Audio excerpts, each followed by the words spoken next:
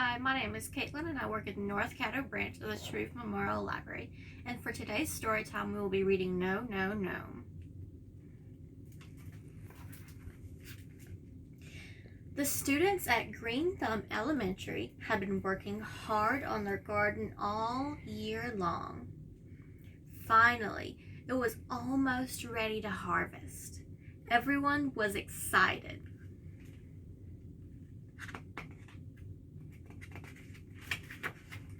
Especially Gnome. As the students headed outside, Mr. Waters assigned each of them a task.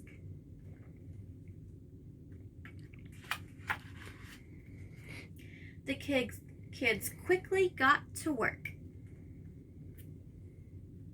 You can see we have one day till harvest.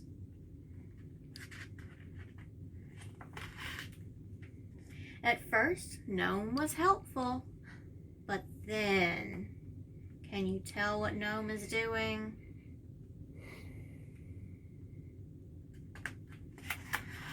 No, Gnome.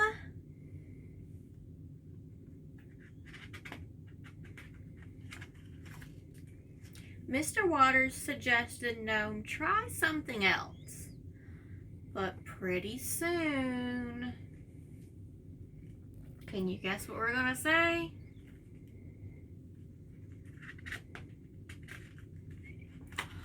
No, Gnome.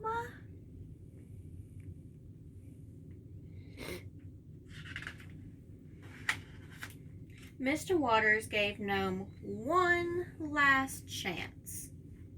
All Gnome had to do was stand still and hold the basket for the garden clippings.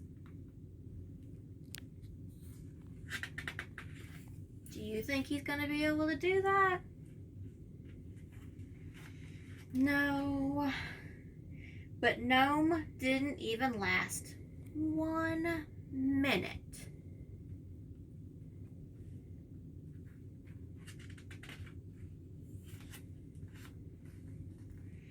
Mr. Waters sent Gnome back to the classroom.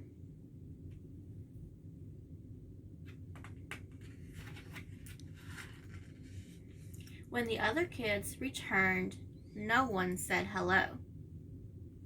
At recess, no one would play with him. And at the end of the day, no one said goodbye.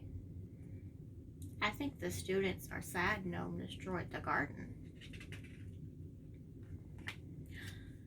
But Gnome was blue. I think he regrets destroying the garden. How could he show he was sorry? Let's see what Gnome does to show he's sorry. It looks like he's got some brand new plants.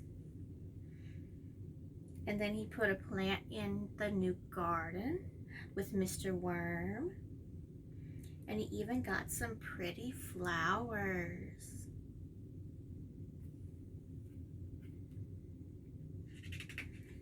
Do you think the class will be happy that there's a new garden? I think so.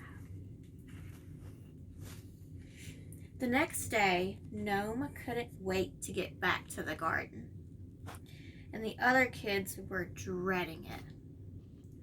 But when they went outside, what are they gonna see? Oh, Gnome, a brand new garden.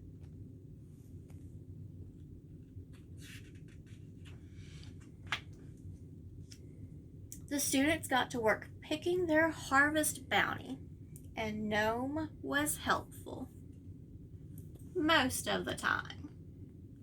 The end. All right, now we're going to work on our craft for this story. Our craft for this story is we're going to be making a fairy. So, we're going to start off with a plain coffee filter. You're going to take your markers and color all over this coffee filter until you can't see a single bit of white left on it. From there, you'll take a spray bottle, or if you want, just run it under your sink. And you're going to wet the entire coffee filter. But don't get it too wet or else all of your colors will disappear. From then, you'll set it to the side to dry for a little bit. And once it dries, it'll look something like this. So from here, you're going to need a clothespin. And when I say a clothespin, I mean something like this. Now, you can decorate your clothespin however you want to. This is going to be the body of your fairy. So with mine, I made a little dress out of construction paper, and I drew some vines and flowers on it. And I made sure to draw a pretty little face up top. From here, you'll take your dry, colored coffee filter, and you're going to squish it in the middle until you have something that looks like this. You'll just open up your coffee filter or your clothespin and put your coffee filter inside. From here, you just fluff out your wings. And then you have your fairy. All right. I can't wait to see you in my next story time. Bye-bye.